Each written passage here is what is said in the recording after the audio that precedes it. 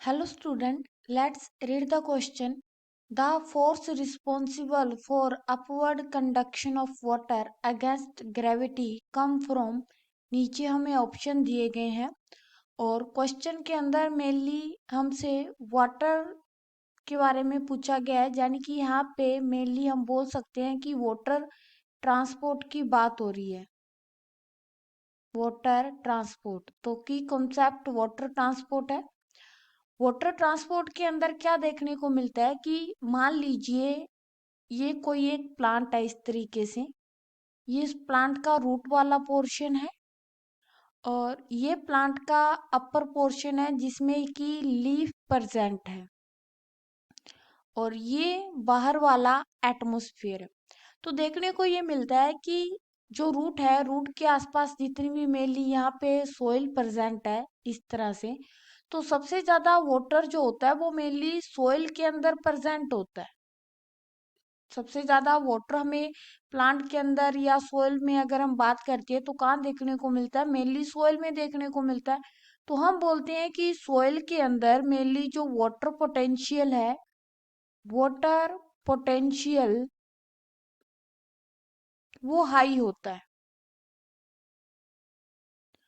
उसके बाद अगर हम रूट की बात करें, रूट के अंदर, तो रूट के अंदर मेनली जो वाटर पोटेंशियल है, वाटर पोटेंशियल वो कम होता है as compare to soil. Soil की तुलना में वो कम होता है।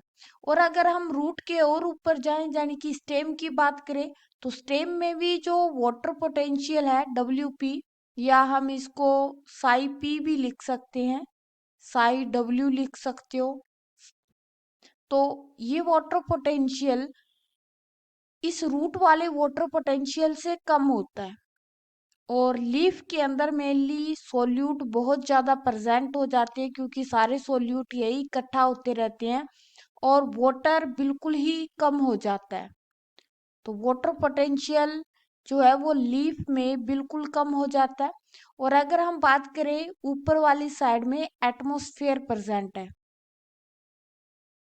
एटमॉस्फेयर के अंदर मेनली वाटर की कंसंट्रेशन बिल्कुल ही प्रेजेंट नहीं होती। तो यहाँ पे साई पी या वाटर पोटेंशियल बिल्कुल ही लो हो जाता है, यानी कि एब्सेंट ही नहीं होता।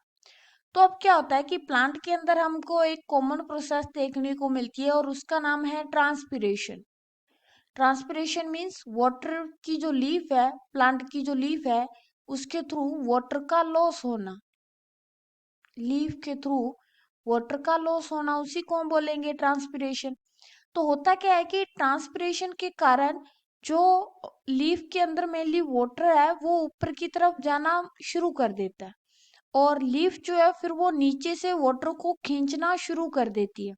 तो वाटर की भी टेंडेंसी होती है कि वाटर अपनी हाई कंसंट्रेशन से लो कंसंट्रेशन की तरफ मूव करता है, यानी कि पानी जहां ज्यादा है वहां से वो कम में जाएगा।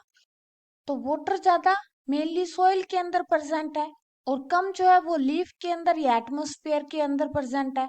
तो अब क्या होगा, अब ट्रांसपिरेशन जैसे ही वर्क करना शुरू करेगा वो वाटर को खींचेगा और जिसके कारण वाटर जो है वो हाई कंसंट्रेशन से, यानी कि सॉइल से वो मूव करना शुरू कर देगा ऊपर की तरफ, लीफ की तरफ। तो वाटर रूट से फिर स्टेम में फिर लीफ में चला जाएगा और फिर वो एटमॉस्फेयर के अंदर चला जाएगा।